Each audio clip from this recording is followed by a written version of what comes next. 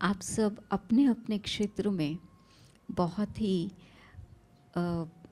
Expert हैं, उनको बहुत अच्छे से समझते हैं, आपकी काम में भी गुणवत्ता है, सब कुछ है।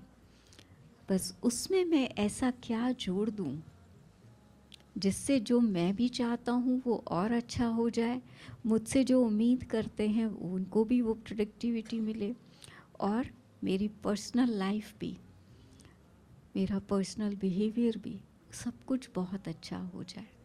तो ऐसा करना चाहेंगे?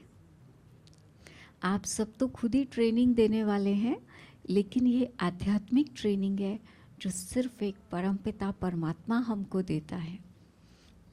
और उसकी दी हुई ट्रेनिंग को हमारी आदरणीय दीदी और ऐसी ही महान हस्तियाँ जो इस संस्थान की हैं, ये सब आगे देती हैं, जिससे अनेक आत्माओं का उत्थान होता है।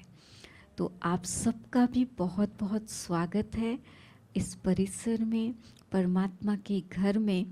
और आपको इन एडवांस मुबारक भी है कि ये ट्रेनिंग आपके जीवन के लिए बहुत लाभदायी हो।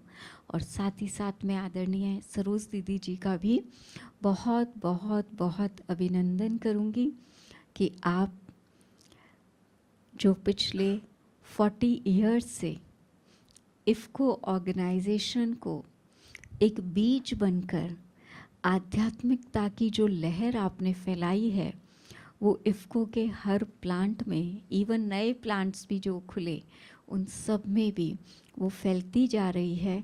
और जिसकी रोशनी से इफ़को की हर ट्रेनिंग में आदरणीय दीदी जी के सेशंस होते रहे।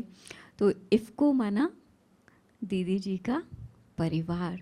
तो दीदी आप सबको उस परिवार की तरह ही देखती हैं, उस परिवार की तरह ही सींचती हैं, और सदा उनके मन में रहता है कि इस ऑर्गेनाइजेशन के सभी भाई बहनें जो भी हैं वो सब परमात्मा का परिचय भी लें और अपने जीवन में इस आध्यात्मिकता को जोड़ के अपने जीवन को बहुत अच्छे से मैनेज करें। आपने एक बहुत ही अच्छे आध्यात्मिक और मैनेजमेंट ट्रेनर हैं। आप स्वयं भी 50 इयर्स से आध्यात्मिकता की जोत जगाकर पूरे विश्व में इसकी जोत जगा रहे हैं। आपने केवल नेशनल ही नहीं बल्कि इंटरनेशनल भी जाकर आत्माओं को परमात्मा का संदेश दिया है। आप बहुत ही दृढ़ निश्चय, अपने हर संकल्प में दृढ़ रहकर हर बात में कैसे आध्यात्मिकता से हम सॉल्यूशन ढूंढकर आगे बढ़ते चलें, उसका आप प्रैक्टिकल एग्जाम्पल हैं।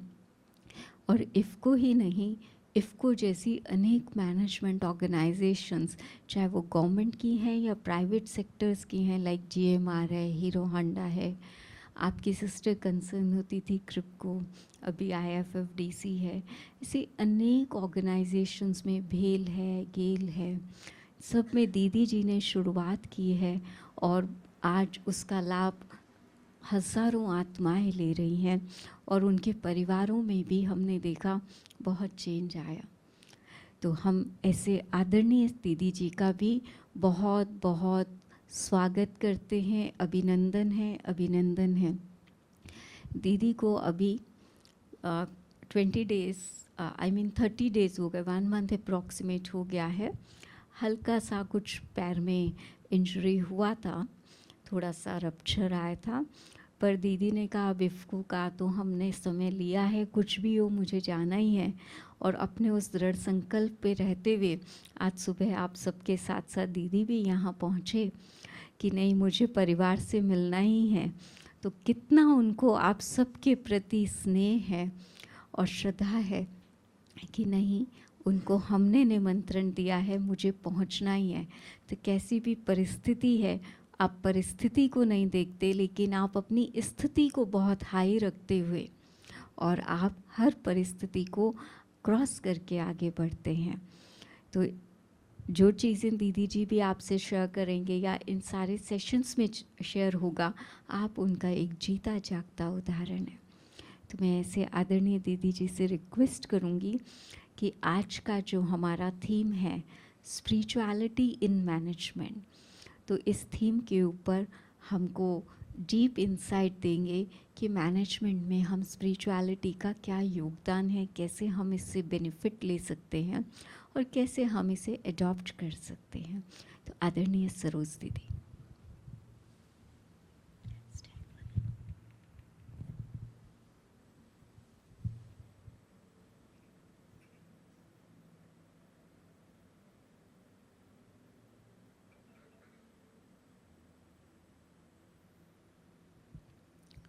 ओम शांति।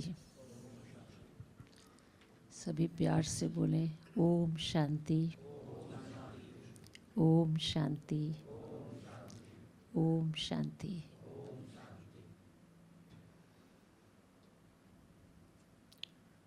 अभी जैसे हमारी एकता बहन ने बहुत अच्छी बात बताई, आप लोग ऑलमोस्ट 90s से ब्रह्मा कुमारी इस फैमिली के साथ अटैच्ड हैं, जुड़े हुए हैं। और जहाँ तक मेरा सवाल है, संस्था की तरफ से हमारे को एक ज़िम्मेदार ठहराया गया कि हम आपसे बातचीत करते रहें, लेकिन मेरा दोनों तरफ का रहता है।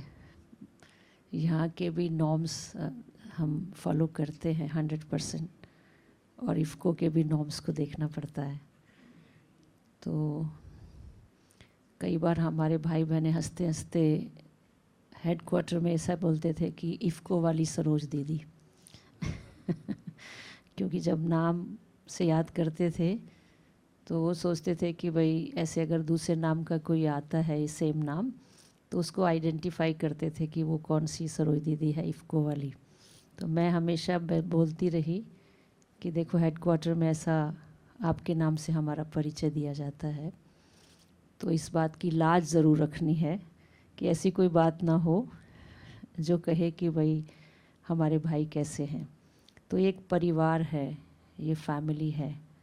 और मैंने देखा है कि जो पुरानी मैनेजमेंट थी हमारी इफ़को में, कुमार साहब, भट्ट साहब, भट्टाचार्य, और जिन्होंने इफ़को को बहुत आगे बढ़ाया है, उनका ये लक्ष्य रहता था कि हम साल में कम से कम 5-6 groups head quarter mount Abu भेजें। तो हमें हेड क्वार्टर से भी पूरा सहयोग मिलता रहा। जब भी हम आदरणीय दादी जी से रिक्वेस्ट लेकर जाते थे तो दादी जी प्रायोरिटी बेसिस पे इफ़को को लेती थी। आप लोग ताली तो बजाओ कम से कम। तो फिर बाद में तो आपको मालूम है कि संख्या बहुत बढ़ती चली जा रही है, और वहाँ की मैनेजमेंट भी चेंज हुई इफ़को की, और हमारे यहाँ भी कुछ चेंजेस आए। तो बीच में थोड़ा ऐसा रहा कि हम नहीं कंटिन्यू कर पाए, लेकिन अब दोबारा से फिर हमें, क्योंकि हम टच में तो रहते ही थे, तो दोबारा से आपके जो मिस्टर सिंह थे और मैनेजमेंट के, उन्होंने हमें कहा कि नहीं, आप हमारे प्रोग्राम ज़रूर कराएं। तो अभी दोबारा से फिर आपका शुरू हुआ है। तो कहते हैं ना कि आप ऐसा रंग भगवान के घर में चढ़ना चाहिए जो कपड़ा फट जाए पर रंग ना छूटे। ऐसा रंग चढ़ाते हैं ना, तो ये शरीर चला जाए, शरीर एक कॉस्ट्यूम है, पर जो संस्कार हैं एक पॉजिटिविटी के, वो बर्थ आफ्टर बर्थ हमारे साथ जाए। तो मैंने महसूस किया है कि आपका जो इफ़को रिटायरीज़ ग्रुप बना है, मिस्टर कौशिक हैं उसको देखने वाले, उन्होंने मुझे रिक्वेस्ट किया था कि हमारे तो आप साल में कम से कम 3 ग्रुप्स ज़रूर हेड क्वार्टर में यानी सैंक्शन कराएं। तो हमारा इन रिक्वेस्ट तो रहता है, पर हेड क्वार्टर की भी कुछ अपनी सीमा है, क्योंकि यहाँ बहुत बड़े बड़े कैंपस हैं, बहुत बड़े बड़े, और सारे कैंपस साइमल्टेनियसली बिज़ी रहते हैं। जब भी आप देखेंगे तो काफ़ी रश होता है। तो हम सब देख कर के कोशिश करते हैं कि थोड़ा सा हम उसमें से रिक्वेस्ट करके अपने लिए ले लें। तो मेरा ये कहने का मतलब ये है कि हम, ये जो हमें मौका मिलता है, हम बहुत भाग्यशाली हैं कि हमें ये चांस मिलता है हेड क्वार्टर में, और इंटरनेशनल लेवल के हमारे यहाँ फैकल्टीज़ हैं, वो हमारे लिए समय निकालते हैं, तो हम उसका पूरा पूरा बेनिफिट लें। तो अभी जो आप लोगों का, खासकर सीनियर ऑफिशियल्स आप लोग यहाँ आए हैं, और यहाँ पर जो हमने आप लोगों के लिए एक प्रोग्राम डिज़ाइन किया है, उसका नाम है सिम, है ना। आज सिम की वैल्यू है या नहीं है, आप बताएं, है वैल्यू? बिना सिम के तो आपका फ़ोन भी निष्प्राण हो जाता है। और आप कहेंगे दीदी फ़ोन तो निष्प्राण होता ही है, हम भी निष्प्राण हो जाते हैं, हमारी सारी टोटल कम्युनिकेशन रुक जाता है। और फिर डबल सिम, ट्रिपल सिम, इस तरीके के फ़ोन निकले हैं। तो हमने सोचा ये बहुत अच्छा नाम है, सिम ज़रूरी है। और यहाँ सिम का मतलब है स्पिरिचुअलिटी इन मैनेजमेंट। तो मैनेजमेंट में हम स्पिरिचुअलिटी को लाना क्यों ज़रूरी मानते हैं, तो ये है कि जैसे ये जापानीज सिस्टम ऑफ मैनेजमेंट था और अमेरिकन सिस्टम ऑफ मैनेजमेंट। तो अमेरिकन स्टाइल ऑफ मैनेजमेंट क्या था कि come with your hands we shall give our heads to you. भाई दिमाग हमारा यूज़ होगा, आप केवल अपने हैंड्स प्रोवाइड करें, जो उनकी स्किल्स हैं, टैलेंट्स हैं, बस उतना ही चाहिए। बाकी जो उनकी हायरार्की रहती थी, यानी कि टॉप टू बॉटम, वो तो रहेगी। लेकिन फिर जापानीज स्टाइल ऑफ मैनेजमेंट में थोड़ा इम्प्रूवमेंट आई कि come with your hands we shall give our, मैंने कम विद योर हैंड्स, और हम आपके हेड्स को भी इस्तेमाल करना चाहेंगे। जो आपकी क्रिएटिविटी है, प्रपोजल्स हैं, आइडियाज़ हैं, वो आप ज़रूर ऑफ़र करें, हम उसका स्वागत करेंगे। तो एक पार्टिसिपेटिव डिसीजन मेकिंग था। तो दैट वाज द ओनली, यानी कि एक एच था जिसमें हेड वो इस्तेमाल करते थे, बाद में 2 एच का इस्तेमाल हुआ, हेड एंड हैंड्स। अब जो ब्रह्मा कुमारीज क्या कर रही हैं, आप कहेंगे ये क्या कर रहे हैं। So this is the combination of 3 H, head, hands and heart. तो how to put the heart into the business. जब तक हम किसी भी चीज़ को दिल से नहीं करेंगे तो वो फिर सुपरफिशियल हो जाएगा और मैकेनिकल हो जाएगा। तो आजकल सब जगह मैकेनिकली हम लोग सारे काम कर रहे हैं, लेकिन प्रैक्टिकली अगर हम उसमें अपना हार्ट जोड़ देते हैं तो सिस्टम बहुत ही बढ़िया हो जाता है। काम तो हम कर ही रहे हैं, ऐसा थोड़ी कि नहीं कर रहे, लेकिन आपको एक सेल्फ मोटिवेशन बना रहे काम करते और आपका आउटकम बहुत अच्छा निकले, उसके लिए स्पिरिचुअलिटी को इंट्रोड्यूस किया गया। तो पहले वेस्टर्न कंट्रीज़ में बिज़नेस के 2 क्राइटेरिया थे, स्टेबिलिटी एंड ग्रोथ। लेकिन आज अगर आप देखें तो आज है इनस्टेबिलिटी एंड रिसेशन। आजकल तो रिसेशन इतना बढ़ गया है, जो अमेरिका में भी लोग जा रहे थे पैसा कमाने के पर्पज़ से, पर वहाँ भी रिसेशन और इंस्टेबिलिटी बहुत आ गई है। तो आज लोगों के मन में एक फ़ियर बन गया है कि हम अगर इस तरीके से चलता रहा तो सर्वाइवल बहुत मुश्किल है। पर जैसे आप स्पिरिचुअलिटी को अपने जीवन में ले आते हैं तो आपके अंदर जो stress, tension, anxiety and fear है वो बिल्कुल ही ख़त्म हो जाएगा। मैं तो ऐसा कहूँगी कि जड़ से उखड़ जाएगा। आप सेल्फ सपोर्टेड हो जाएंगे, सेल्फ सफिशिएंट हो जाएंगे और आपको लगेगा कि मतलब हमारे जैसा यूनिक कोई नहीं। तो देखिए ब्रह्मा कुमारी इसमें यही चीज़ है। हमारे जो ये डेडिकेटेड ब्रदर्स हैं, यंग ब्रदर्स हैं और सिस्टर्स हैं, ये कोई पेड एम्प्लॉय नहीं हैं, ये सब डेडिकेटेड हैं और स्वेच्छा से अपनी सेवाएं विश्वविद्यालय को प्रदान कर रहे हैं। और जो भी हमारे पास लोग आते हैं वो ये कहते हैं कि ये तो स्वचलित शासन है, यहाँ पर कुछ भी कोई किसी को ऑर्डर पास करता हुआ दिखाई नहीं देता है, लेकिन हर चीज़ बहुत एक्यूरेट और परफेक्शन से चल रही है। तो ये ज़रूरी बात है कि इसमें जो डीप सीक्रेट है दैट इज़ स्पिरिचुअलिटी। तो स्पिरिचुअलिटी क्या चीज़ है वो हम आपको बताना चाहेंगे। और जैसे हम लोग 4 तरह की बातों पर जोर देते हैं, यानी कि हर चीज़ के 4 एस्पेक्ट हैं, physical, mental, social and spiritual. तो फिज़िकल लेवल पे हम लोग मैनेजमेंट में प्रोग्राम बहुत कराते हैं, जिसमें हम लोग फिज़िकल एक्सरसाइज, स्ट्रेस मैनेजमेंट और बहुत सारी और बातें बताते हैं। That is connected with the doing part. और एक है यानी फिज़िकल, दूसरा मेंटल, जिसमें आप लोग स्किल्स को डेवलप करने की कोशिश करते हैं, और रीडिंग है, स्टडिंग है, इनोवेटिव आइडियाज़ हैं। और सोशल भी हम काफ़ी हद तक करते हैं, how to interact with the people, how to communicate better with the people, ये सब चीज़ें सोशल उसमें आती हैं। तो 3 चीज़ों में तो हम लोग काफ़ी आगे जा रहे हैं। Physical level mental and social. लेकिन एक जो है मिसिंग डायमेंशन है, वो है spirituality. This is the missing dimension modern management.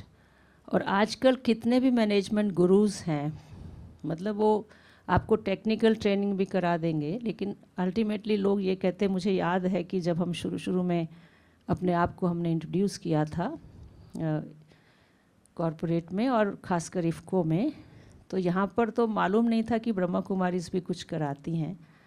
तो जब उन्होंने हमसे सेशन किया तो सब ने एक ही बात कही कि सर इनके ही सेशन कराएं, बाकी हमें ज़रूरत नहीं है। ये होलिस्टिक अप्रोच है मैनेजमेंट का। क्योंकि सबसे बड़ी चीज़ ये है कि जब जो कहते हैं ना, if the system fails you can change the whole setup, but when the people who have been operating systems they fail, then you have to change their mentality. तो उनकी मानसिकता में परिवर्तन लाना बहुत ज़रूरी है। और स्पिरिचुअलिटी वही काम करती है कि आपका मेंटल लेवल कैसे इम्प्रूव करे। ये ज़रूरी है या नहीं है? What do you feel? जो कहते हैं ज़रूरी है, can you raise your hands please? Yes, good, है ना, ये बहुत ज़रूरी है। अब इसके लिए स्पिरिचुअलिटी को इंट्रोड्यूस किया जाता है, but spirituality is not connected with the particular religion, but it is connected with the spirit, the soul. अगर हम सोल शब्द को फैक्टराइज करें, सब्जेक्ट ऑफ यूनिवर्सल लव, है ना, SOUL, subject of universal love. तो अगर हम सबका एक बिलोंगिंगनेस हो जाए और हम सब में एक विश्व बंधुत्व की भावना जागृत हो जाए, तो उससे सारी समस्याओं का समाधान अपने आप हो जाता है।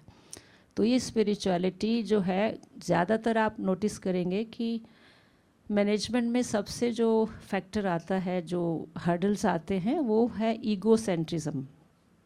हर एक व्यक्ति मतलब किसी न किसी में किसी बात का ईगो आ जाता है, जिस वजह से हम अच्छी मैनेजमेंट संस्थाएं भी फेल हो जाती हैं। लेकिन जो स्पिरिचुअलिटी है, ये ईगो को आंसर करती है। तो हम ये इस चीज़ को एक्सपीरियंस करते हैं कि you must have self respect, but ego जो है इसको हम अपने आगे ना आने दें। तो आप देखेंगे आपको कोई भी कार्य में सफलता अवश्य मिलेगी। तो स्पिरिचुअलिटी में हम लोग इस चीज़ों को मद्देनज़र रखते हैं और कार्य क्षेत्र में इम्प्लीमेंट करते हैं। तो इसे में हम आपको ये बताना चाहेंगे कि इसका एम एंड ऑब्जेक्ट क्या है। तो पहला है to learn how to have more control of your own thoughts, feelings and behaviour. यानी सबसे पहले हमें ये सीखना है कि हमारा जो थॉट्स है, फीलिंग्स है, बिहेवियर है, उसको हम अपने आप को कैसे कंट्रोल करें।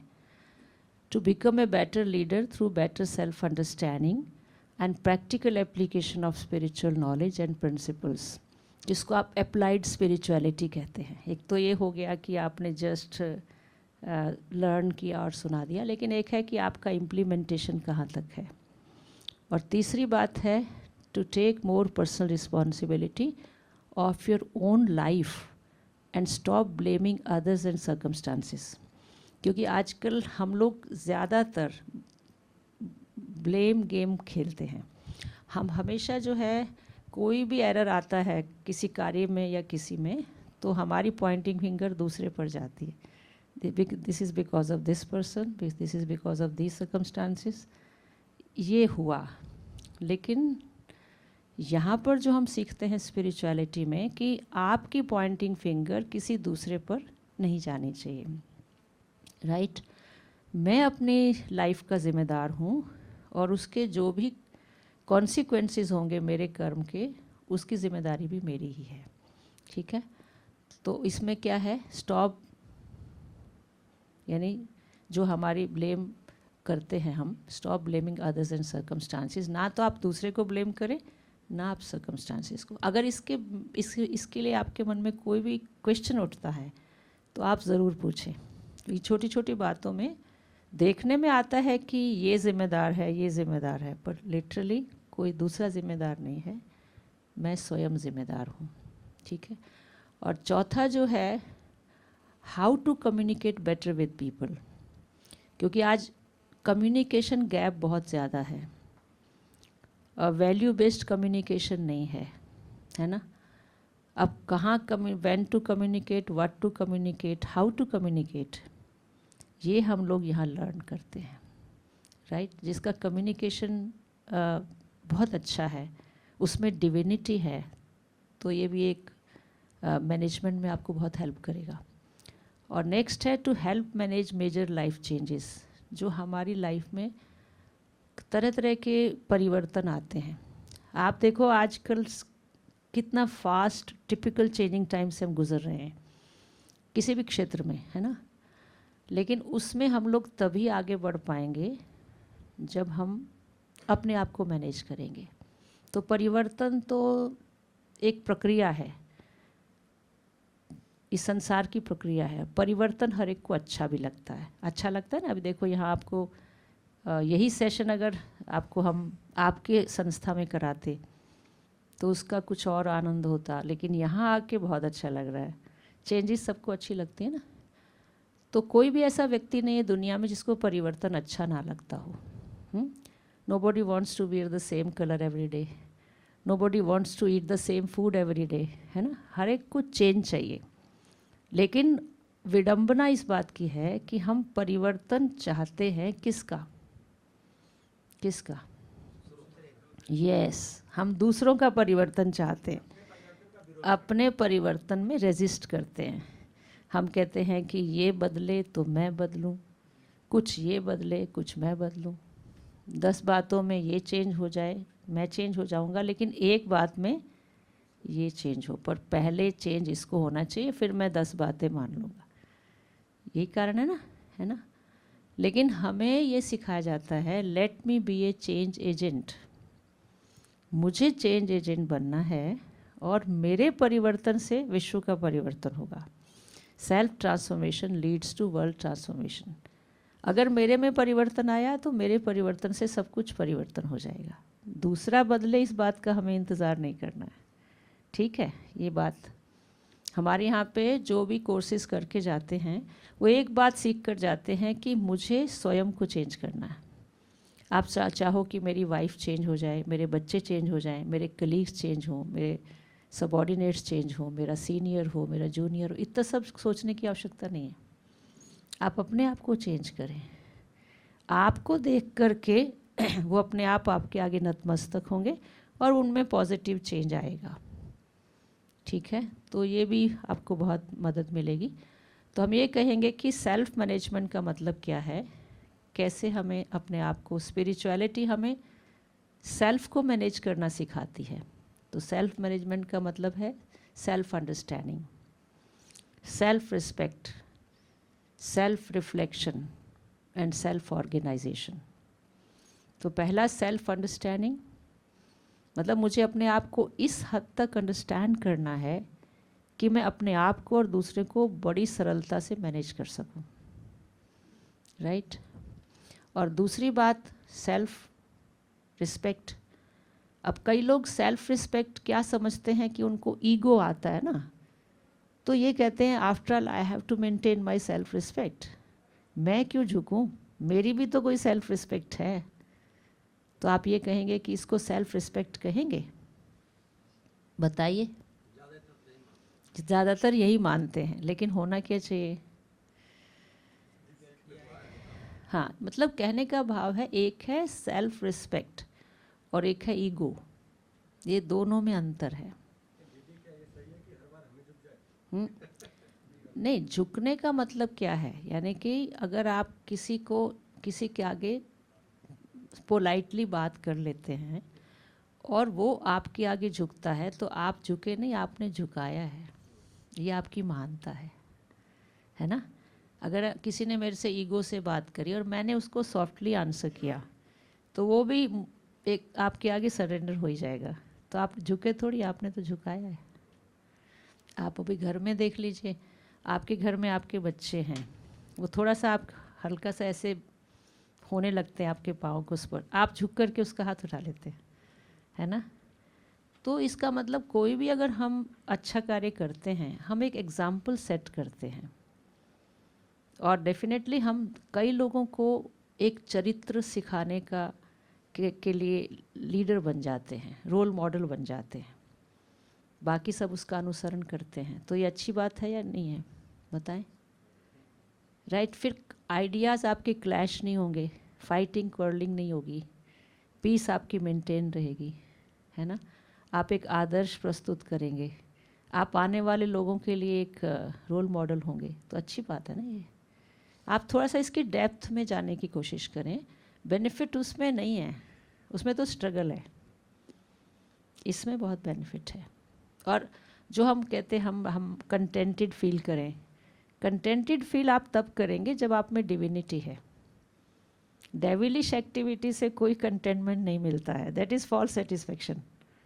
मैं कोशिश कर रही हूँ दिखाने की, बट उससे कोई बेनिफिट नहीं है। लेकिन आपको इंटरनल हैप्पीनेस कब मिलेगा? जब आप में डिवाइन वैल्यूज़ हैं, राइट। तो अभी क्या बात चल रही थी? हाँ, ईगो। देखो, इसीलिए कहते हैं कि ईगो को हिंदी में अभिमान कहते हैं। अभिमान का मतलब क्या होता है कि जो ईगो वाला होगा ना, उसके मन में एक बात रहेगी कि मेरी बात अभी मान। मतलब जब मैं कह रहा हूँ ना, यू हैव टू फॉलो। आपकी क्या मजबूरी है? I don't want to listen a single word from your side. जो मैं कह रहा हूँ मेरी सुनो। तो ये सीनियर्स का अभिमान यही रहता है ना। और जूनियर्स में भी अभिमान रहता है, ईगो रहता है। तो जो हम लोगों में अभिमान है, अभिमान की निशानी है, वो बहुत जल्दी अपने आप को अपमानित महसूस करेगा। मतलब हमेशा कहेगा इसने मेरी इंसल्ट कर दी, इसने मेरी इंसल्ट कर दी। वो अपमानित महसूस करता है और फिर हमेशा इसी तलाश में रहता है कि इसने मुझे 10 लोगों के बीच में अपमानित किया, तो मेरा समय आने दो, मैं भी इसको अपमानित करूँगा। तो वो अपमानित महसूस करता है और दूसरे को अपमानित करने की कोशिश करता है। लेकिन जो सेल्फ रिस्पेक्ट मेंटेन करेगा वो कभी अपने आप को अपमानित महसूस नहीं करेगा। इसलिए गांधी जी ने बहुत अच्छी बात कही कि no one can take away your self respect unless you give it to them. कोई व्यक्ति आपकी इज़्ज़त ले नहीं सकता, शर्त यह है कि आप अपनी इज़्ज़त खुद ना उसे दे दें। आपको कोई 10 बार लाउड बोले, गुस्सा करे, इट हार्डली मैटर। कोई मेरी छोटी बहन भी मुझे 10 बार गाली दे दे, इट हार्डली मैटर। क्योंकि वो अपने आप समझ में आ जाता है कि उसका लेवल क्या है और जो सुन रहा है उसका लेवल क्या है, राइट। तो अगर आप उस लेवल पे आना चाहते हैं तो फिर आप रिएक्ट करें, अगर आप नहीं आना चाहते तो आप अपना सेल्फ रिस्पेक्ट मेंटेन करें। ओके तो हमें यहाँ सेल्फ रिस्पेक्ट की बात करी जाती है, I must maintain my self respect. तो उसमें आपको कभी आइडियाज़ क्लैश नहीं होंगे, कभी आप अपने आप को इंसल्टेड फील नहीं करेंगे। और तीसरी बात क्या है? Self reflection. अभी हम लोग जैसे यहाँ पर आए हैं तो ये बहुत अच्छा पीसफुल एटमॉस्फेयर है ना।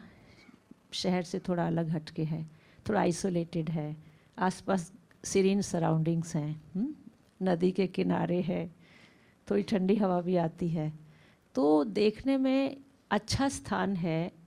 एक बाहर की नेचर अंदर की नेचर के साथ अलाइन कर रही है। अब हमारा काम क्या है कि हम यहाँ अपने आप को रिफ्लेक्ट करें। चलो भाग दौड़ की ज़िंदगी में आपको सेल्फ रिफ्लेक्शन का मौका नहीं मिलता है, लेकिन यहाँ आके तो मिला है ना। अब क्या करेंगे आप हैं? 2 वायरस हैं हम सबके अंदर उस दुनिया में जहाँ आप काम करते हैं। एक है नेगेटिविटी, नेगेटिव थिंकिंग, और दूसरा गॉसिपिंग, है ना। ऑफिस में ज़्यादातर टाइम इसी में निकाल देंगे तो आउटकम क्या निकलेगा? लेकिन यहाँ क्या करना है, वो वाला टाइम जो हम ऐसा करते हैं उसमें हमें सेल्फ को रिफ्लेक्ट करना है कि मेरी स्ट्रेंथ्स क्या हैं, मेरी वीकनेसेस क्या हैं, मेरी अपॉर्चुनिटीज़ क्या है, मेरे थ्रेट्स क्या हैं। तो जब मैंने आइडेंटिफाई कर लिया कि मेरी स्ट्रेंथ्स और मेरी वीकनेसेस क्या है ना, तो मैं अपनी वीकनेसेस को स्ट्रेंथ से रिप्लेस करूँगी और अपॉर्चुनिटी हमेशा अवेल करूँगी। और जब मेरे अंदर ये चीज़ आ गई तो मेरे आगे कोई डर वाली बात रहती नहीं है। तो वहाँ तो आप कंपनी का सॉर्ट करते हैं, यहाँ हमें सेल्फ का सॉर्ट करना है ना। तो ये है सेल्फ रिफ्लेक्शन। तो मैं आपको छोटा सा एक मिसाल देती हूँ। हमारे बीच में हमारे सीनियर ब्रदर आने वाले, तब तक मैं आपको एक अच्छी बात सुनाती हूँ। कहते हैं एक बार क्या था कि एक आ गए, देखो उन्होंने बात करी तो पहुँच गए। इसको कहते हैं वेवलेंथ, पॉजिटिव वाइब्स। आइए, वेलकम। आइए, इनको यहीं बिठाओ। इट्स ओके, राजू भाई इधर बैठो। आप एक हाथ से इन्हें वेव करें। राइट, आदरणीय राजू भाई हमारे बैठे। क्या सुना रहे थे आपको? हाँ, मैं आपको छोटा सा एक एग्जाम्पल कोट कर रही थी, ऐसे तो आपने पूरा सुन लिया है। तो कहते हैं कि जैसे एक महिला, थोड़ा सा एल्डरली हो गए थे वो, तो उन्होंने वो मिरर को देख रहे थे। तो उन्होंने दुकानदार से कहा कि भाई आजकल तुम्हारा ना क्वालिटी कंट्रोल ख़त्म हो गया, क्योंकि ये आपका मिरर ठीक नहीं है, लुकिंग ग्लास शक्ल अच्छी नहीं दिखाता ये, ऐसे बोला। इसको ठीक करो, क्योंकि 20 साल पहले मैं आई थी, तुम्हारी चीज़ क्वालिटी वाली थी, आज इसकी क्वालिटी ख़त्म हो चुकी है। तो उसने बड़े प्यार से कहा कि माता जी 20 साल पहले आप भी तो कुछ और थी, अब ये तो वही दिखाएगा जो आप हैं, ये कुछ नई चीज़ तो नहीं दिखाएगा। तो एक्चुअली हम लोगों का सबका एक ही हाल है कि हम दूसरे के लिए कह देते हैं ये ठीक नहीं है, पर हम सेल्फ को रिफ्लेक्ट करें, जो मैं हूँ वही तो दिखाई देगा, जो मैं बात करूँगी वापस लौट के मेरे पास वही आएगी। ठीक बात है। तो हमने क्या करना है? पॉइंटिंग फिंगर दूसरे के लिए या सेल्फ के लिए? सेल्फ के लिए, यस। तो ये सेल्फ रिफ्लेक्शन का प्रैक्टिस हम लोग यहाँ करते हैं। और फिर है सेल्फ ऑर्गेनाइजेशन, ठीक है ना। जैसे अभी आप देखो, एक हम मोबाइल है, हमेशा हमारे हाथ में रहता है, लेकिन हम इसका बहुत ध्यान रखते हैं, हम चार्जिंग करते हैं इसकी रेगुलर, नहीं करेंगे तो हमारी लाइफ रुक जाएगी। तो सबसे पहली प्रायोरिटी देते हैं कि इसको हम चार्ज करके निकलें, पावर बैंक भी लेके निकलते हैं। लेकिन जब ये आजकल तो बहुत सारे साधन निकल आए हैं, लेकिन चार्ज और डिस्चार्ज, जो रिचार्जेबल बैटरीज होती हैं, उनका क्या है? जब वो डिस्चार्ज होते हैं, तो डिस्चार्ज का मतलब है जो केमिकल कंपोनेंट्स हैं धीरे धीरे धीरे धीरे यूज़ होते होते डिसऑर्गेनाइज्ड होते जाते हैं, और जब वो पूरी तरह से डिस्चार्ज हो जाता है तो वो पूरा डिसऑर्गेनाइज्ड हो जाता है। फिर उसको पावर के साथ कनेक्ट करते हैं, है ना, चार्जर में रख के। फिर धीरे धीरे पावर मिलने से वो रीऑर्गेनाइज होना शुरू हो जाता है, और धीरे धीरे 100% आके टोटली रीऑर्गेनाइज्ड हो जाता है। तो उसको कहते हैं रिचार्ज्ड। तो हमारी आत्मा भी रिचार्जेबल बैटरी है। हम शरीर में आए, धीरे धीरे आत्मा रूपी, आत्मा की शक्ति कम होते होते, यूज़ होते होते आज हम इस स्टेज पर पहुँचे हैं कि हम टोटली डिसऑर्गेनाइज्ड हैं। डिसऑर्गेनाइज समझते हैं? जो हम कहना चाहते हैं, सोचना चाहते हैं, वो हम नहीं सोच पाते, और जो नहीं सोचना चाहते वो सोचते चले जाते हैं, और स्लीपिंग पिल्स लेने के बाद भी नींद नहीं आती है। ऐसा है ना? हम नहीं चाहते हम इतना सोचें, लेकिन सोच चल रही है, और जो सोचना चाहते हैं वो हम नहीं सोच पाते। जो हम कहना चाहते हैं उस समय हमारा मुख बंद हो जाता है, और जो हम नहीं बोलना चाहते वो मुख से निकल जाता है। फिर हम कहते हैं tongue always slips, what can I do, this is my nature. मैं चाहता तो चुप रहना था, पर मेरे मुंह से, दिस इज़ डिसऑर्गेनाइज्ड। कोई ऑर्गेनाइज सिस्टम नहीं। कर्म में भी ऐसे ही है। जो नहीं करना चाहते वो कर लेते हैं, जो करना चाहते हैं वो हम नहीं कर पाते। तो जब हम मेडिटेशन करते हैं, तो मेडिटेशन में हमारा मन, वचन, कर्म ऑर्गेनाइज्ड हो जाता है। जो सोचना चाहेंगे वही सोचेंगे, जो बोलना चाहेंगे वही बोलेंगे, जो करना चाहेंगे वही करेंगे। ये हम लोग यहाँ पर प्रैक्टिस करते हैं। स्पिरिचुअलिटी हमें ये सिखाती है, और हम लोग यहाँ राजयोग मेडिटेशन की प्रैक्टिस करते हैं, जिसमें आपको मॉर्निंग सेशंस होंगे मेडिटेशन के, और आप बहुत ध्यान से समय पर आकर के उसे करें अभ्यास, तो फिर आप अपने चारों ही लाइफ के areas, personal life, family life, social life, professional life, उसका बहुत अच्छी तरह से स्मूथली रन कर सकते हैं। तो ये 4 बातें आपको बताई: self understanding, self respect, self reflection, self organisation. तो जो ये मैनेजमेंट का जो एम है, ये क्या है? हमें एजुकेट करना। Education is nothing but it is a manifestation of perfection which is already with in the man. यहाँ कोई फॉर्मल एजुकेशन की बात नहीं है, बट जो आपकी पोटेंशियल है, जो आपकी अंतर्निहित शक्तियाँ हैं, उसे स्टिमुलेट करना, उजागर करना और उनको कार्यक्षेत्र पे ले आना। तो वो यहाँ हम प्रैक्टिस करते हैं।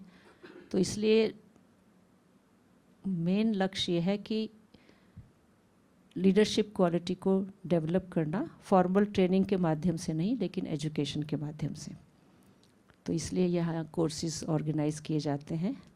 तो मुझे पूरी उम्मीद है कि आप आए हैं, 4 दिन का आपका प्रोग्राम रहेगा, और ये करने के बाद हम लोग हमेशा विज़न बनाते हैं और जो भी हमारे मिशन तैयार करते हैं। लेकिन यहाँ पर हम बहुत सारा बातें कहते हैं, will do this, will do that, लेकिन कितना हम कर पाएंगे, कर पाते हैं, वो हम सभी जानते हैं। लेकिन यहाँ आने के बाद मुझे पूरी उम्मीद है कि आप कुछ ना कुछ एक लक्ष्य लेकर के जाएंगे जो आपका जीवन पर्यंत साथ रहेगा, न केवल आपकी फैमिली के लिए, लेकिन आपकी प्रोफेशनल लाइफ भी बेटर होगी। इन्हीं शुभकामनाओं के साथ मैं अपनी वाणी को विराम देती हूँ। ओम शांति।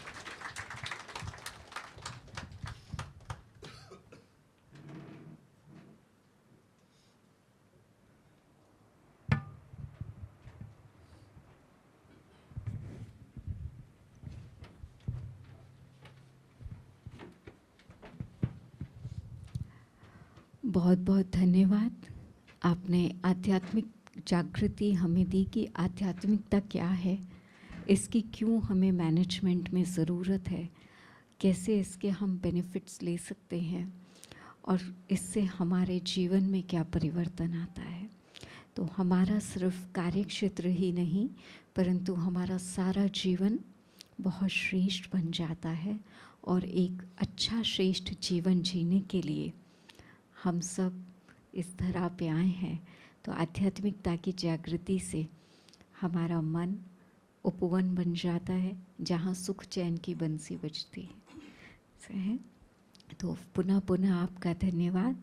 और जैसे दीदी ने बताया, हमारे वरिष्ठ भाई आदरणीय राजू भाई जी हमारे बीच में उपस्थित हैं। हम उनका बहुत बहुत तालियों के साथ अभिनंदन करते हैं। और मैं बहनों से अनुरोध करूंगी कि पुष्प गुच्छों के द्वारा आदरणीय दीदी और भाई साहब का वेलकम करेंगे। ये एक कहते हैं ना, बहुत ही सुंदर रीति है स्वागत की, कि जो हमारे बड़े हमारे बीच में आते हैं तो हम उनका हर रीति कितना ना सम्मान करें। तो इस मौसम में फूल भी उनको देखकर हर्षा रहे हैं। बस इतनी सी तालियां अच्छे से तो बजे।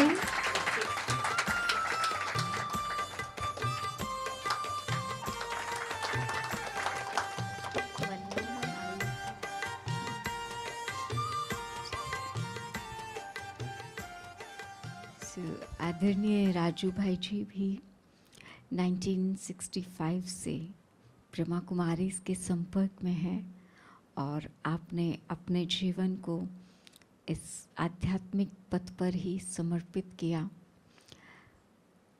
आप सब जो हमारे महावाक्य हैं, परमात्मा के महावाक्य, जिनको हम मुरली कहते हैं, आप मुरली डिपार्टमेंट को विशेष रूप से संभालते हैं। जब से आप इस संस्था में आए हैं तब से लेकर आज तक, और देश विदेश में प्रतिदिन नियमित रूप से, देश में तो पोस्ट के द्वारा, आज भी नियमित रूप से मुरलियाँ जितने भी हमारे सेवा केंद्र हैं भारत में, सब जगह पहुंचती हैं और विदेशों में भी टाइमली पहुंचती हैं। तो ये भाई जी की बहुत बड़ी विशेषता है कि वो पूरा टाइम ज्ञान रत्नों से खेलते हैं, ज्ञान रत्नों का ही मनन चिंतन करते हैं। और ब्रह्मा कुमारीज़ के 21 सर्विस विंग्स हैं जिनके द्वारा हम डिफरेंट प्लेटफॉर्म्स पे समाज को ये राजयोग की शिक्षा देते हैं और राजयोग को अपने जीवन में लाकर कैसे हम अलग अलग क्षेत्रों में और सभी को हम इसका योगदान दे सकें। तो उसमें एक विंग है रूरल विंग, आप उसके वाइस चेयरपर्सन भी हैं और आपके सानिध्य में अनेक साइंटिस्ट ने देश की अनेक यूनिवर्सिटीज़ में भी इसके ऊपर कई एक्सपेरिमेंट्स हुए कि कैसे यदि हम बीज को यदि पॉजिटिव वाइब्रेशंस देते हैं तो उसके द्वारा एक उत्तम खेती होती है। तो आपके ही किए हुए सफल प्रयासों के द्वारा महाराष्ट्र और गुजरात की यूनिवर्सिटीज़ में ये प्रोजेक्ट चले और बहुत सफल खेती का अनुभव सबने किया और अब तो साइंटिस्ट भी इसको बिलीव कर रहे हैं। तो ऐसे आप परमात्म खजानों से संपन्न उनके धनी वो आत्मा है। तो हम चाहेंगे कि आज के इस अवसर पर आप भी अपने प्रेरणाएं, अपने आशीर्वचन हम सबके बीच में रखेंगे। आदरणीय राजू भाई जी।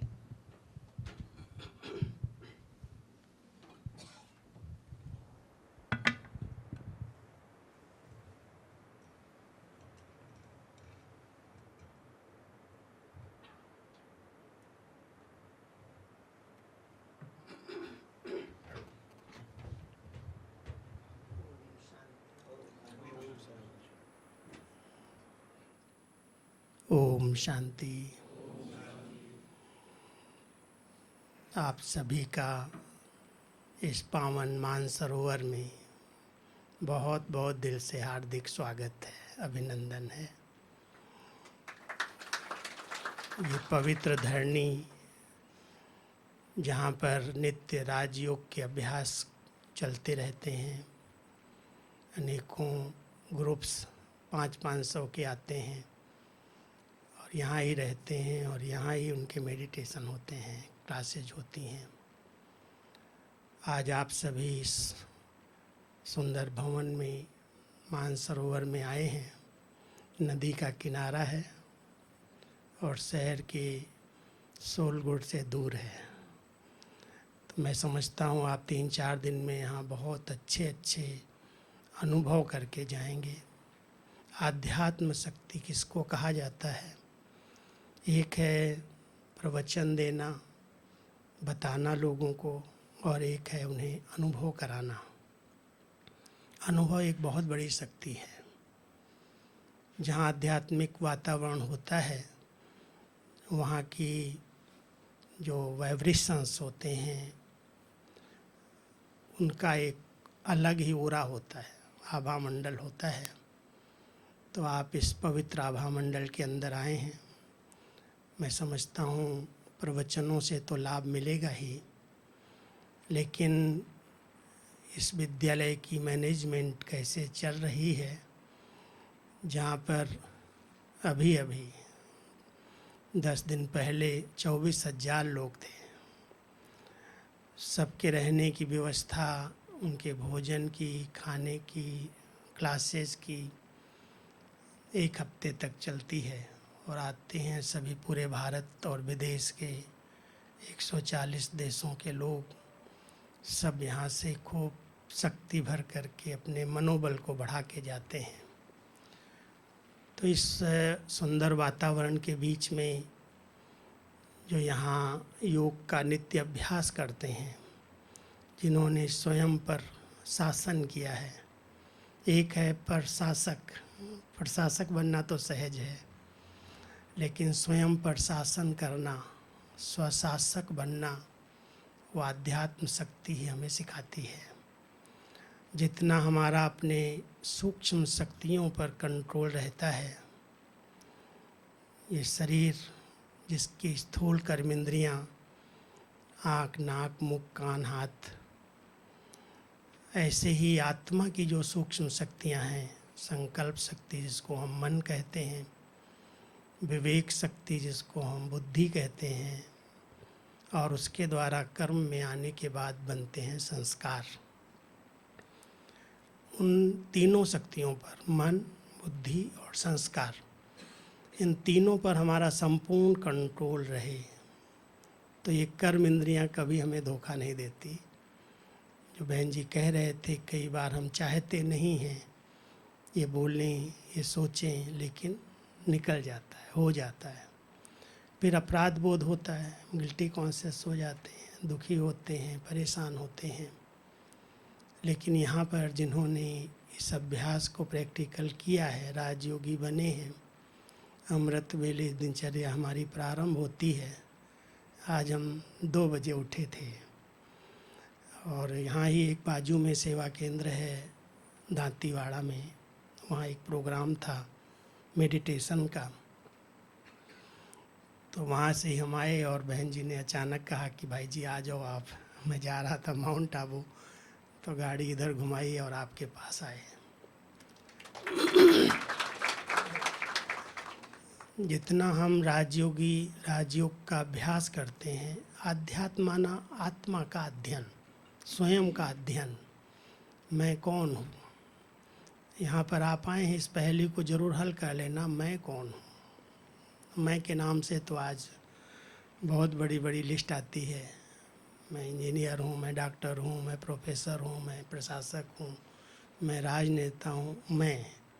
लेकिन वो तो थोड़े समय का पद पोजीशन मिला है आत्मा को, वो तो शरीर के साथ वो भी खत्म हो जाता है।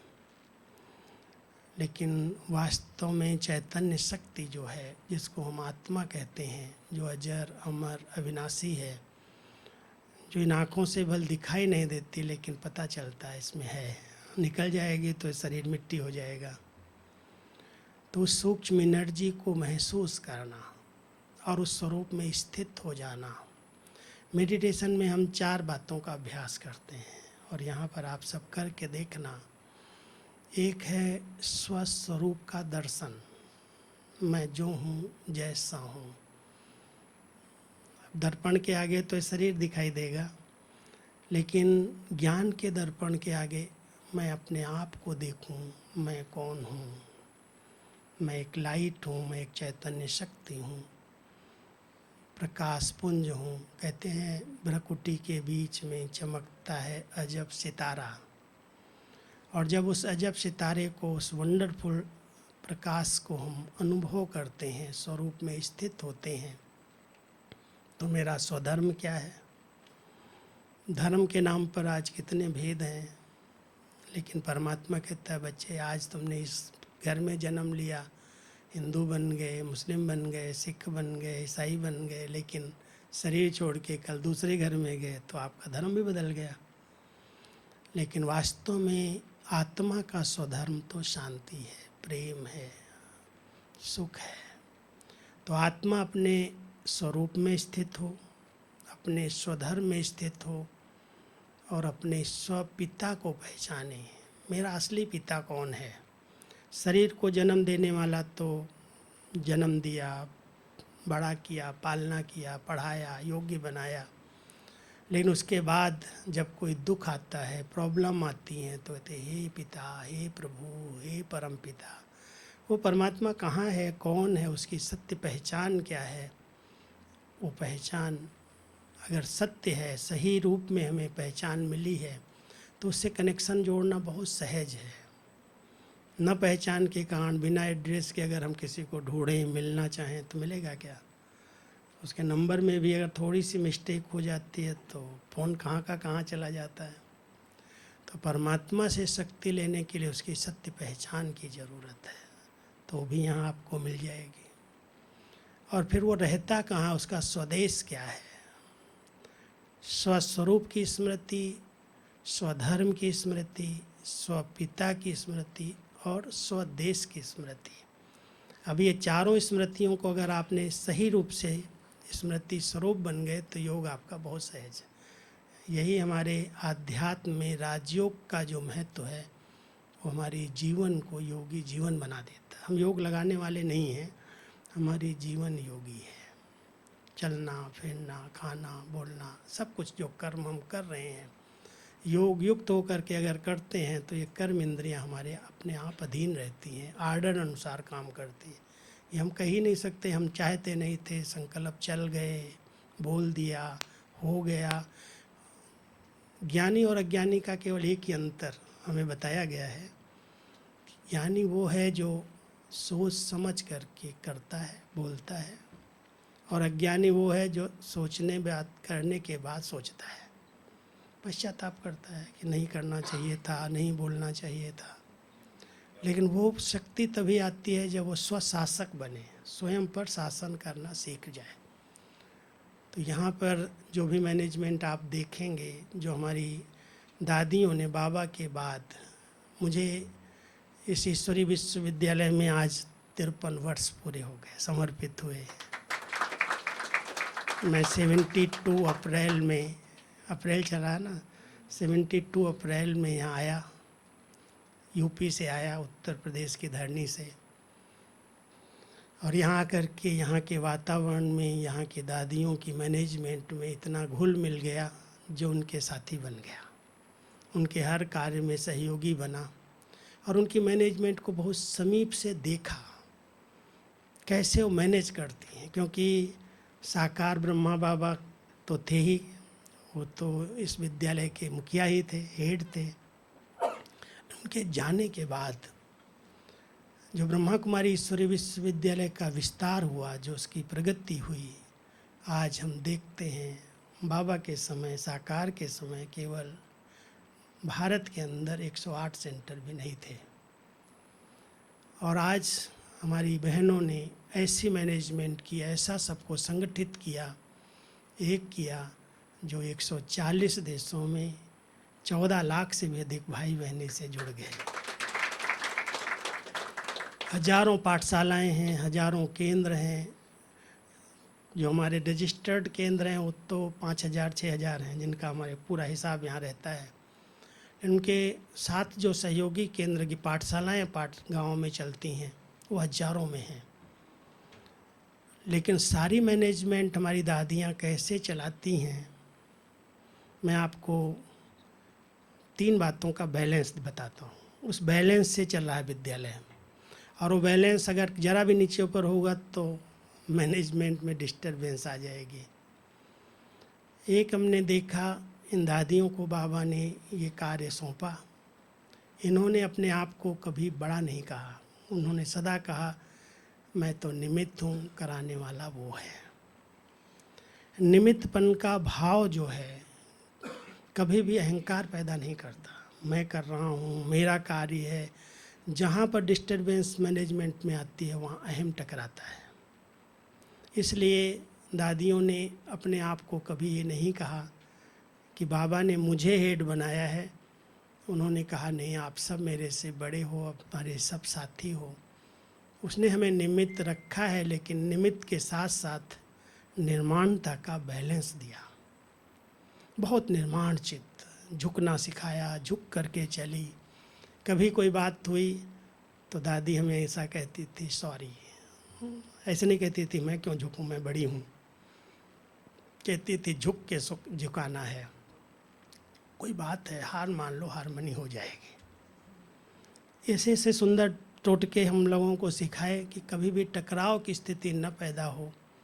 अहम टकराए नहीं तो बुद्धि टकरा जाती है। मैं होशियार हूँ, मैं पढ़ा लिखा हूँ, मैं अनुभवी हूँ, मैंने इतने समय से मैनेज किया है, ये कल का आया हुआ मुझे क्या सिखाएगा। तो उन्होंने कभी भी, कोई भी हो, सबको सम्मान दिया। तो एक था निमित्त और निर्माण का बैलेंस, और दूसरा था सम्मान और सम्मान का बैलेंस। सम्मान को छोड़ा नहीं अपना, कि ऐसे नहीं मैं कोई छोटी हो गई, बड़ी हो गई, लेकिन स्व का मान। हमें कोई मान दे या न दे, हमें ये सिखाया गया कि मान एक ऐसी चीज़ है जो मांगने से नहीं मिलता। कई लोग मान के भिखारी हैं, पूछ रहे हमें मान दिया जाए, हमें सीट दिया जाए, हमें पूछा जाए। दादियों ने कभी मान मांगा नहीं। उन्होंने हमें एक ही मंत्र पढ़ाया, तुम सबको मान दो, दोगे तो अपने आप देंगे। स्वमान में रह कर के सम्मान देना। स्वमान माना स्वयं को स्वयं मान देना। मैं किसका हूँ, मुझे मेरा कौन है, किसने मुझे निमित्त बनाया है। तो उन्होंने इस बैलेंस को कायम किया और सदा हमें यही सिखाया कि इस देने में कुछ जाता नहीं है, सबको सम्मान दो। पहले कहते थे ना, छोटों को प्यार दो, बड़ों को सम्मान दो। अभी का स्लोगन बदल गया, अभी छोटा है या बड़ा है सबको सम्मान चाहिए। जब हमें चाहिए तो हमें भी देना भी चाहिए। तो अगर हम दूसरों को देते हैं तो अपने आप मिलता है, मांगने की या इच्छा नहीं रखते कि हमें कोई दे। तो समान, सम्मान, निमित्त और निर्माण। और एक बहुत सुंदर इस मास का हमारा एक पाठ चला है पूरे 31 दिन तक, सत्यता के साथ साथ सभ्यता।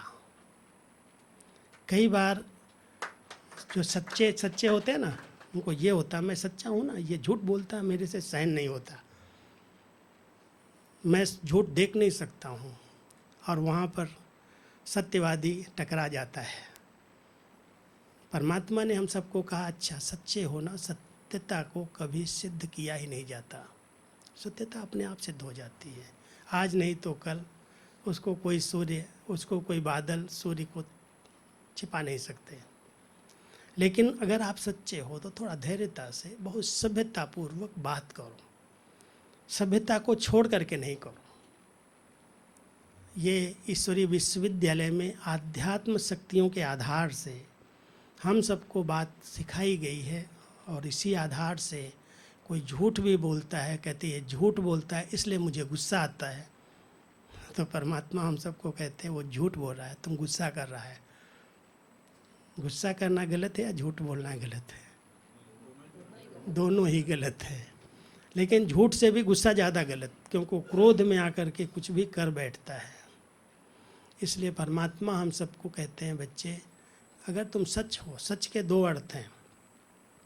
एक सत्य अविनाशी है, सच, सत्य आत्मा है, परमात्मा है, प्रकृति, ये सत्य है, इसको कोई चेंज नहीं किया जा सकता। यहाँ अपने आप में परिवर्तन भले होती, ख़त्म नहीं होती। तो एक तो हम आत्माएं सत्य हैं, और दूसरा जो हम कहते हैं वो हम करें। हम सिर्फ लेक्चर न दे दें, हम दूसरों को ये कहें नहीं ये करो। हमारे इस विद्यालय के अंदर जो भी दूसरों को ट्रेनिंग देते हैं, हम कहते हैं, हमारा लक्ष्य रहता है कि पहले हम करें। अगर हम नहीं कर पाते हैं तो हम दूसरों को क्यों अपेक्षा रखते हैं तुम करोगे। वो सच्चाई है, कथनी और करनी में एक समानता आ जाए, अपने आप व्यवहार हमारा श्रेष्ठ हो जाता है। तो जहाँ पर यहाँ जो अभी आपको लेक्चर्स मिलेंगे या लेक्चर देने वाले आएंगे, वो सिर्फ लेक्चर नहीं देंगे, लेकिन उनकी प्रैक्टिकल जीवन है ऐसी। कभी इतने वर्षों से मैं कभी सोचता हूँ, कभी मैंने गुस्सा किया है क्या? आप शब्द निकला है मुख से, इतनी बड़ी कारोबार दी है, इतनी सेवाएं दादियों ने, बड़ों ने उम्मीद रख कर के दी है, लेकिन सबको साथ लेकर के, सबको सम्मान दे करके, सबके साथ मधुर व्यवहार करके सबको चलाते हैं और सबको आगे बढ़ाते हैं। नहीं करते हैं तो खुद कर लेते हैं, अपेक्षाएं नहीं रखते। अपेक्षाएं इंसान को परेशान करती हैं। इसलिए आप यहाँ आए हैं, 3-4 दिन में सुनो भी, लेकिन प्रैक्टिकल देखना भी। हमारे एक बहुत सुंदर प्रोजेक्ट यहाँ चल रहा है, बहन जी बता रहे थे, रूरल कृषि ग्राम विकास प्रभाग के अंतर्गत एक हम यौगिक खेती के प्रयोग कराते हैं। और यहाँ एक मॉडल बनाया है तपोवन में ही नज़दीक में।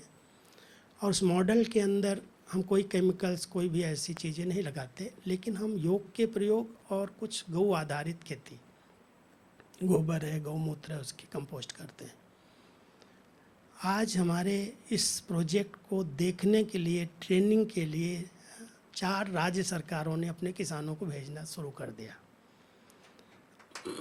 शुरुआत हुई उत्तर प्रदेश के किसानों से, उनके अधिकारी आए थे और उन्होंने देखा, देख करके उन पर इतनी प्रभाव पड़ा कि ऐसा हो सकता है क्या। देख करके उनको लगा कि 1 बीघा में, 1 बीघा ही पहले मॉडल बनाया था, फिर 1 एकड़ बनाया, 1 बीघा में 5 बीघे की खेती वो ले सकता है अगर विधिवत करता है तो।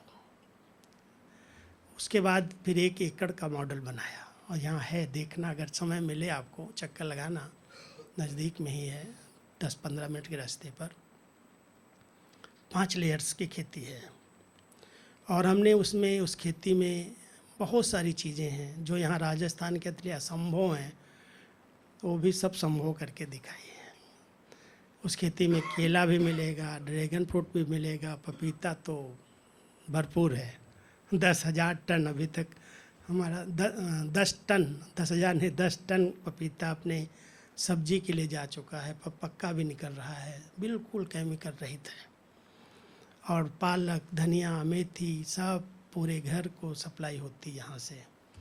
तो आप आए हैं, हमारे योग के प्रयोग क्या हैं, हमारी भावनाएं क्या हैं, उनकी शुद्धता क्या है, उन संकल्पों का प्रभाव क्या है, प्रकृति पर भी पड़ता है, वातावरण पड़ता है, व्यक्तियों पर पड़ता है, और उसका आधार केवल आध्यात्मिक शक्ति है। स्वयं को पहचानो और स्वयं के पिता से संबंध रखो, उसकी शक्तियों को लो और पूरी प्रकृति को सबको दो। लेना एक से है, देना सबको है, दाता एक ही है। तो हम उस सुप्रीम शक्ति को पहचान कर उसको याद करते हैं, उसके साथ कनेक्शन जोड़ते हैं, और उनकी याद से ही अपने जीवन को चरित्रवान बनाते हैं। 3 चीज़ें चेंज होती हैं। एक चिंतन हमारा चेंज होता है, कहते हैं चिंतन की धारा को बदल लो तो जीवन बदल जाएगा। चिंतन जो हम सोच रहे हैं, उसका चिंतन किधर जा रहा है, किसका क्या क्या सोच रहे हैं, क्यों सोच रहे हैं, थोड़ा सा उस पर हम ध्यान दें। और चिंतन अगर श्रेष्ठ है, शुभ है, सकारात्मक है, तो उसके आधार से हमारे चरित्र का निर्माण होता है, हमारा चरित्र उसी तरह का बनने लगता है। और चिंतन और चरित्र अच्छा है तो हमारे व्यवहारिक जीवन में प्रत्यक्ष रूप में वो दिखाई देता है, बोल में, चलने में, बोलने में, खाने में, हर चीज़ में, व्यवहारिक जीवन में व्यवहार हमारा बताता है कि इसकी आंतरिक धारणाएं क्या हैं। तो आप यहाँ आए हैं, आपका बहुत बहुत हार्दिक अभिनंदन है। लेकिन साथ साथ मैं अपेक्षा करूँगा कि आप अपने मैनेजमेंट के लेक्चर्स तो सुनेंगे ही, लेकिन प्रैक्टिकल इस भूमि पर जहाँ पर नित्य तपस्या चल रही है, योग चल रहा है, इसके वातावरण से बहुत कुछ प्रेरणा लेकर के अपने जीवन को एक शुद्ध पवित्र चरित्रवान बना करके फिर समाज की सेवा करेंगे तो आपका बहुत पुण्य जमा होगा, दुआएं मिलेंगी, जीवन श्रेष्ठ बन जाएगा। ओम शांति। कहते हैं ना, जैसा अन्न वैसा मन। तो जैसा ग्रेन होगा वैसा ही अन्न बनेगा, क्योंकि उसको जैसा हम पानी देंगे, धूप देंगे, वैसे ही उसकी क्वालिटी भी निखरेगी। तो यहाँ से जो भी हम शुद्ध वाइब्रेशन लेंगे, सीखेंगे, उनको भी हम वाइब्रेशंस दे सकते हैं, क्योंकि इस दुनिया में हर चीज़ कैसे चलती है, एक एनर्जी से चलती है। तो यौगिक खेती का प्लांट भी आप लोग जब लास्ट डे रहेगा उस दिन आप देख सकते हैं। और अभी हमने इतनी सुंदर बातें सुनी, नई एक शुरुआत के लिए हम आगे बढ़ रहे हैं। तो किसी भी नव शुरुआत का एक आरंभ होता है दीप प्रज्वलन से। तो आप सबके मन में भी मैं उम्मीद करती हूँ बहुत सुंदर शुभ भावनाओं के दीप जले होंगे, आपके मन में कुछ शुभ संकल्प भी आए होंगे।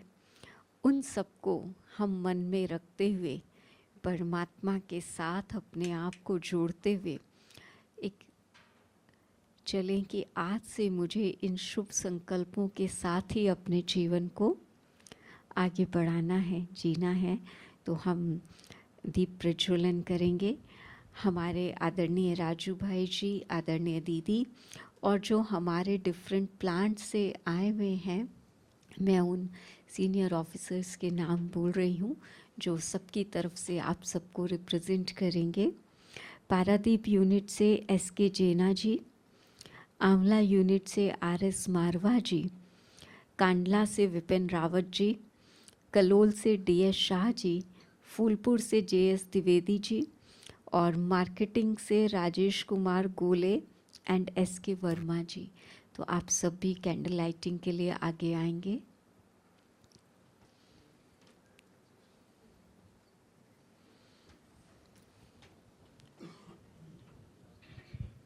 वंदना बहन आप भी आइए, कैंडल लाइटिंग में तो आइए।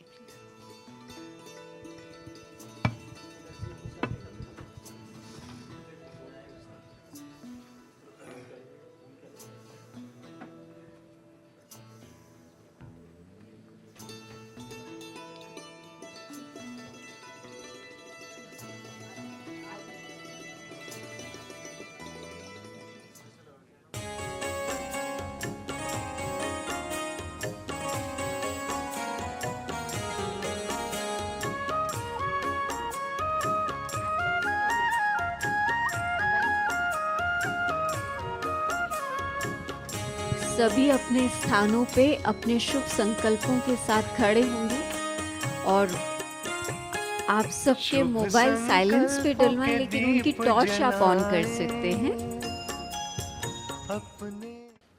एस.के. वर्मा जी पहुँचे हैं हमारे बीच। हाँ, वो सबसे सीनियर मोस्ट मुझे ऐसा मैसेज मिला है, तो मैं उनको आमंत्रित करती हूँ कि वो भी अपने ग्रीटिंग्स हमारे बीच में रखेंगे।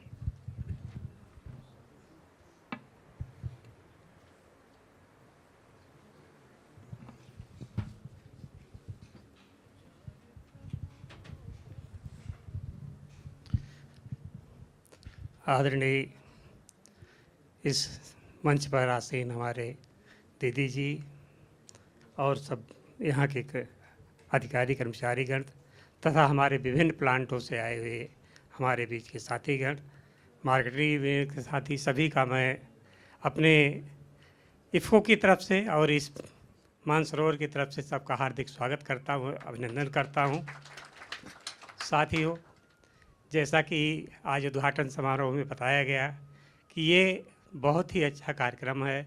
इसमें हम अपनी आध्यात्मिक शक्ति को कैसे बढ़ाएं, उसको सुदृढ़ कैसे बनाएं, जो हमारे में नकारात्मकता है उसको कम करें और अपने मन को शुद्ध करें, सुदृढ़ करें, और जिससे हमारी डिसीजन मेकिंग जो है वो अच्छी रहे और हम आगे बढ़ें, अपने संस्थान को आगे बढ़ाएं और देश का सम्मान करें। धन्यवाद। बहुत कम शब्दों में आपने एक बहुत सुंदर मैसेज सबको दिया, आपका भी बहुत बहुत धन्यवाद। तो अभी हम सब चलते हैं 2 मिनट इस यात्रा पर, जिसको हम कहते हैं राजयोग का अभ्यास। तो सभी सीधे बैठ जाएंगे। आपके हाथ में कुछ भी है उसको कुछ देर के लिए साइड में रख देंगे। अपने मन में जो भी संकल्प उत्पन्न हो रहे हैं उनको आप सिर्फ ऑब्जर्व करिए। किसी भी संकल्प को मन में रोके नहीं, बस उनको आने दें और जाने दें।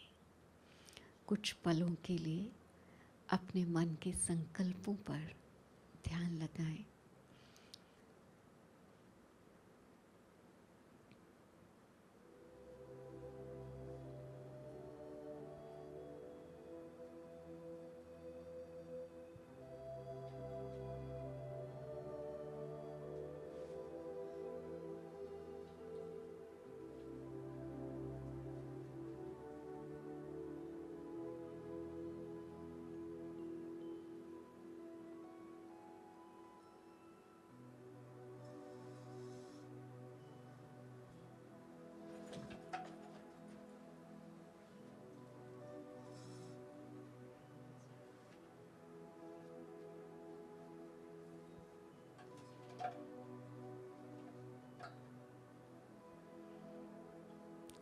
धीरे धीरे आप महसूस करेंगे मन के संकल्पों की गति धीमी होने लगी है।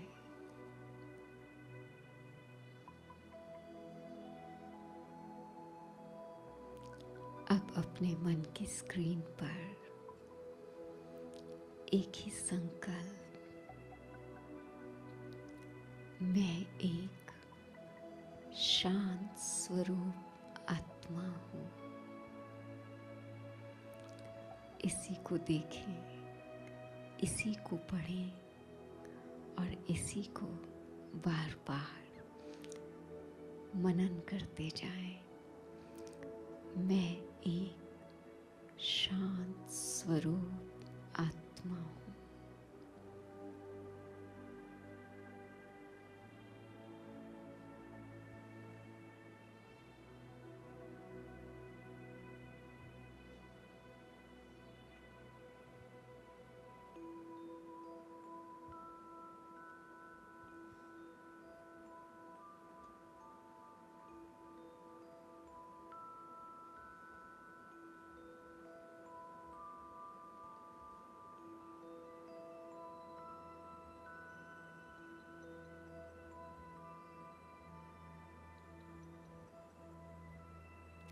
जैसे जैसे इस संकल्प का मनन मैं आत्मा कर रही हूँ, शांति की किरणें मेरी सारी कर्मेंद्रियों में फैल रही है।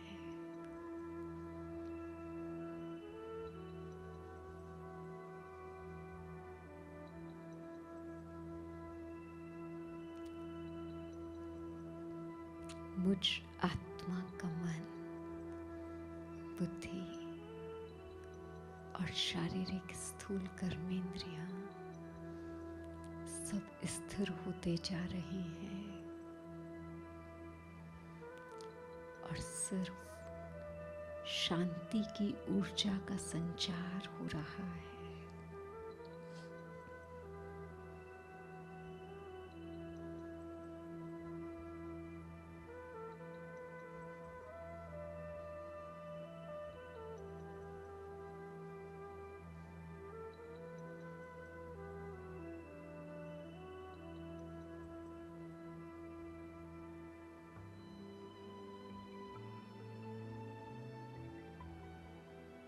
शांति के प्रकंपन मेरे चारों तरफ फैल रहे हैं।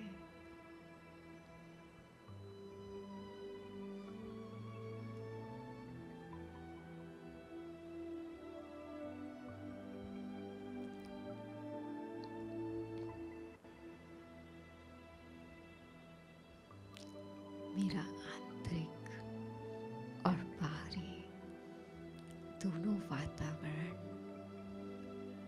सिर्फ शांत है और एक गहन शांति की अनुभूति स्वयं में मुझे अनुभव हो रही है।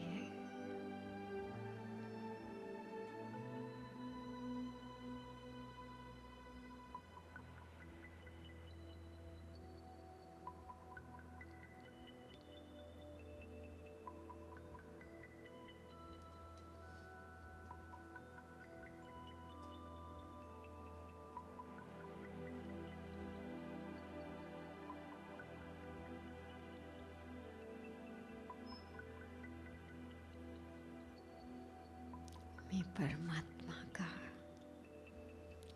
दिल से धन्यवाद करती हूँ। आप शांति के सागर, आपने मुझे इस गहन शांति का आज अनुभव कराया।